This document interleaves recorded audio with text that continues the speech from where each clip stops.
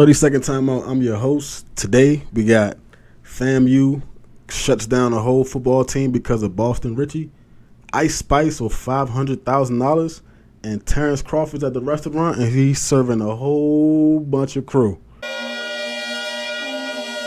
Pictured himself looking at him turn back and forth. Oh, he broke his ankles. Says throws middle, what a shot by Lewis. Chalmers, James. Whoa. But first, we start with Bronny James. So, if you've been under a rock, you don't know. If you've been under a rock, you don't know that Bronny James is out of the hospital. He had cardiac arrest a couple days ago, and he's been out of the hospital now. He's recovering, and I want to say my condolences. I'm glad that he's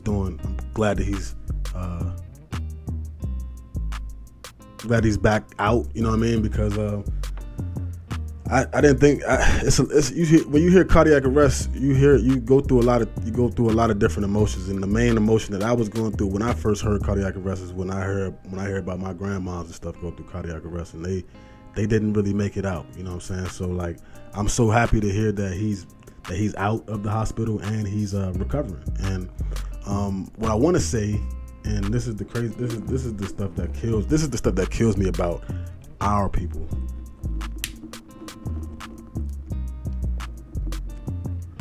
Why that a black man or a black woman can never get their merits on their own. And when I say that, I mean like every time a black man or a black woman makes it out, oh, he's in the Illuminati, he's a part of the Illuminati, he's in the secret societies, the Freemasons, and all this hand signals and all this other bullshit. Man, listen, man, I don't care if this is some Illuminati shit, blah blah blah, etc. I know it ain't no such thing as the Illuminati, but that's not the point. The point is this is an 18-year-old kid that basically almost lost his life, and the one thing you could think about is where he's sticking his dick in. Pause for my nigga Cam. I'm on social media. I'm glad some of these motherfucking people that's famous and shit, they don't actually look at social media like we do. Maybe some people do, and they respond to every comment. But like, if you was looking at social media, if I was Bronny looking at social media and people talking about he deserved this because he was fucking white girls and all this other stuff, bro, I'll be ready to get in. I'll be ready to get in one of y'all ass, man. I swear to God, bro. I'll be ready to pull up, bro. I'm not even joking, but that's just me. You know what I'm saying? And it's ridiculous that it got to be like that, but you know that's the type of world we living in now. When you on pretty much on death's doorstep, the first thing people want to think about is who you sleeping with, not, hey man, I just hope he's okay. And that's what I want to say to the boy. And you know, fuck Bron being one of my favorite players, like, you know what I'm saying, but fuck Bron being one of my favorite players, you know, like it really is on some like, man, it's the kid. The kid is fucked up. I'm happy that the kid is back, you know what I'm saying? And that's just all I got to say about that. And next, we're going to Time out. man, I am eating a whole bunch of crow today, bro. Everybody's in my DMs, everybody's on my timeline. Casual fan, blah blah blah. You said Errol Spence was going. You said Errol Spence was going to win Crawford down, blah blah blah. Look bad. I thought Crawford was too small for Spence. You know what I'm saying? That's what I thought. I was wrong.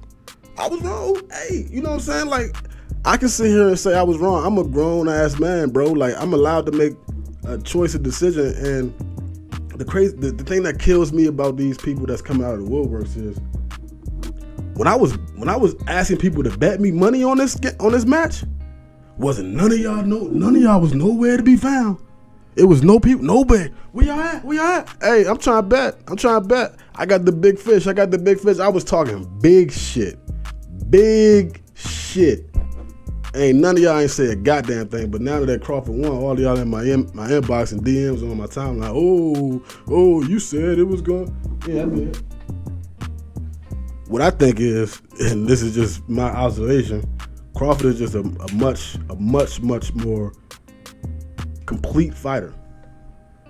And when I say complete, I mean like Floyd Mayweather always said that you got to have the plan A through Z when you're in the ring.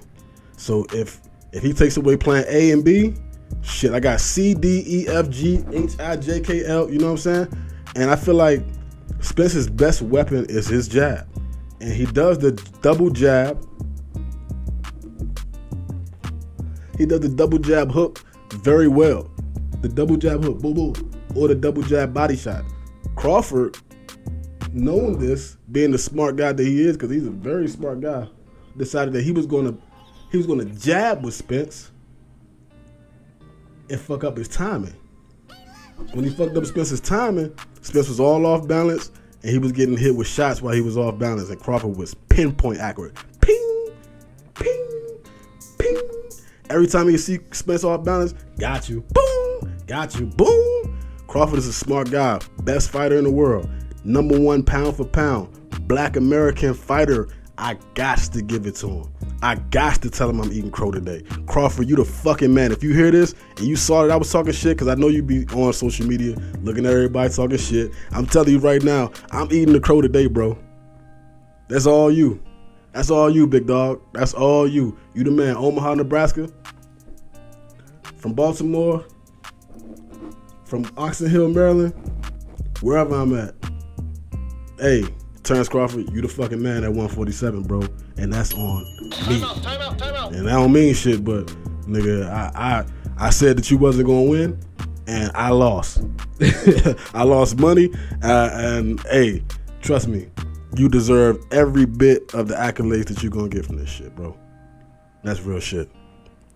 My company Dual Focus has partnered with Everfit to create the Dual Focus Training app. Now in this app, customers can see exactly what they need to be doing for that week, count their calories, tracking their steps, macros, and their menu, and what they're supposed to be eating for that day and week. Now, when you go into there, you can also send me a message if you have anything that you need to ask me straight up, and it comes straight to my phone, and I can answer as soon as possible. And thanks to Everfit, I've been able to work wherever I am on the road, no matter what place I am. If I'm on vacation, I can track your macros. It allows me to track your weight programs, what exercises work, what don't, so I can progress and regress your exercises as need fit whenever I want to, wherever I'm at, on the spot. So look, man, it don't matter if you're a skinny kid trying to get jacked and more confident, or you're a fat guy trying to lose that weight and keep up with their kids as you get through old age and not have to go through high blood pressure, diabetes, and strokes and everything like that. Get the Dual Focus Training app. Click the link in the description and you get 50% off for your first month.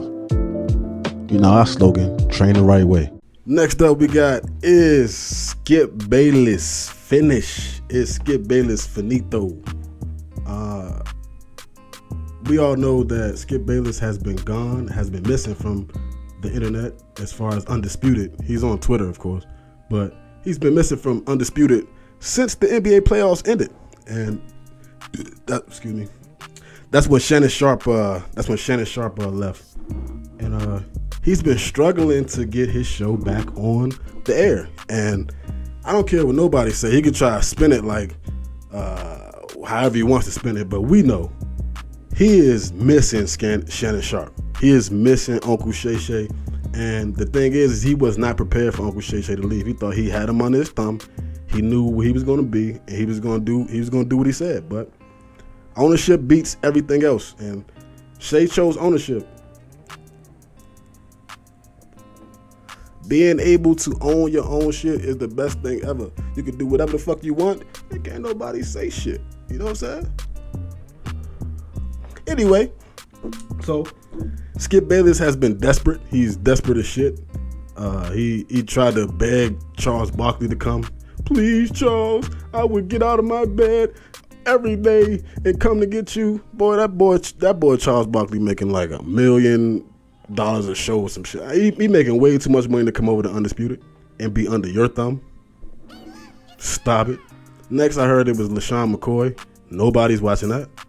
LaShawn McCoy's a cool dude, but he just something about him. I just don't really watch him like that. And the last person I heard was Richard Sherman, and Richard Sherman ain't gonna be no token dude. Everybody knows that whoever goes on there is gonna be a token guy, and that's it. So now Skip is like, oh, Lil Wayne's gonna help with the show. Lil Wayne's gonna help with the show. Man, Skip Bayless want anybody with some nigga shit to come up there because he built his audience off of the black people with Shay coming on there with all the antics. Let's just say that. You know what I'm saying? And he wants a token nigga. You know what I'm saying? And on some real shit, like, I don't think Richard Sherman's gonna be a token nigga. And I think he's gonna have to figure out something else. And to be honest with you, Skip Bayless he has a way too big of an ego to say, no, I'm going out like this. He's gonna figure out a way. He's gonna figure out something, and we're gonna see Skip Bayless back. You know what I'm saying? I don't know what it is right now, but Skip Bayless is coming back. So I would like to see what it's gonna be. I can't wait. It's gonna be some real cringeworthy TV. That's what I think. I think it's gonna be some cringeworthy TV. But next, I am 0 for 2 on picking fights last week. 0 for 2.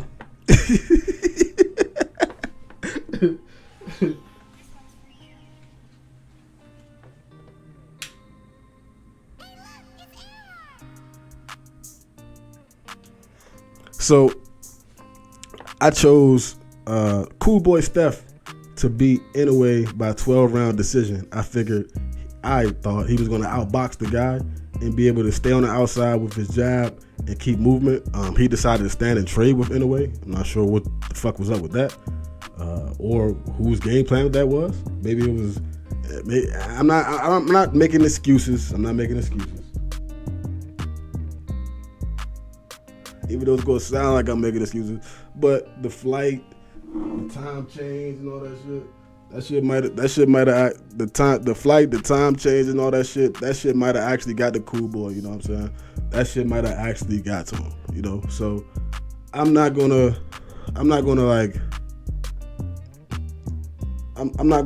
down him to be like, oh man, you just got trashed, because he put up a decent fight as much as he possibly could, but he was just getting his ass whipped. I mean, that straight to the body that Inoue was hitting his ass with, he didn't have an answer for it. He just didn't have an answer for it. And that's the thing, man. Like I said before, in that Crawford shit, man, Floyd Mayweather said you got to have a plan A through Z.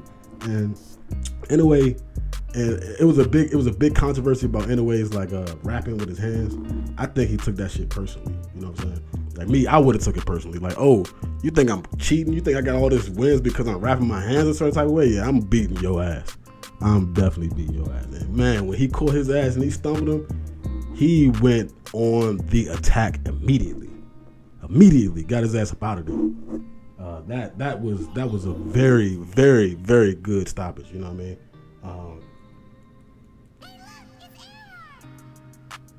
Personally, I think Cool Boy should try to do a rematch in America. I would try to see if I can get him over in America and see if I can get a better result as far as like my preparation. You know what I'm saying? Like, I'm not saying that it would be any different, because Inoue can come in America and knock his ass the fuck out again. You know what I'm saying? But if I was Cool Boy, I would definitely see if he can come his ass, if he can do his Eddie Murphy and bring his ass to America and see if he can actually come over here and see if he can do that shit here. You know what I'm saying? That's just me. You know what I mean? I want to commend Cool Boy for going over there and risking being brave. You know what I'm saying? Because that shit was a hard fight. And not many people taking hard fights nowadays. You feel me? So that just is what it is. So next, NFL training camp has rolled around, and these are a couple of the teams that I'm looking forward to watching to see how they're going to be doing during training camp. You know, training camp is when we figure out what type of teams are going to be built, because you got injuries and all types of other shit. So the Jets are definitely one team that I would love to look at. I know they're on Hard Knocks. I might check that out. I might actually check that out. But I want to see how they mesh together and come together as a group, especially with Aaron Rodgers, who is a transcendent talent, but he's not the best locker room guy. If I'm being liked with that, you know what I'm saying? And I would like to see how they mesh. I would like to see how my dogs mesh. I want to see how Lamar Jackson comes back from the injury. He's signed to a deal. Everybody expects him to ball out. Everybody expects him to progress as a passer, to get better at deep passing. He has 5 wide receivers that are first-round picks. Oh, my God, 5 wide receivers. And one of them's Laquan Treadwell. Come on, bro. Like, I'm not putting no stock on Laquan Treadwell. And Odell Beckham's coming off of Achilles or a knee, one of the two, Achilles or a knee. I gotta look it up again. But what I want to see,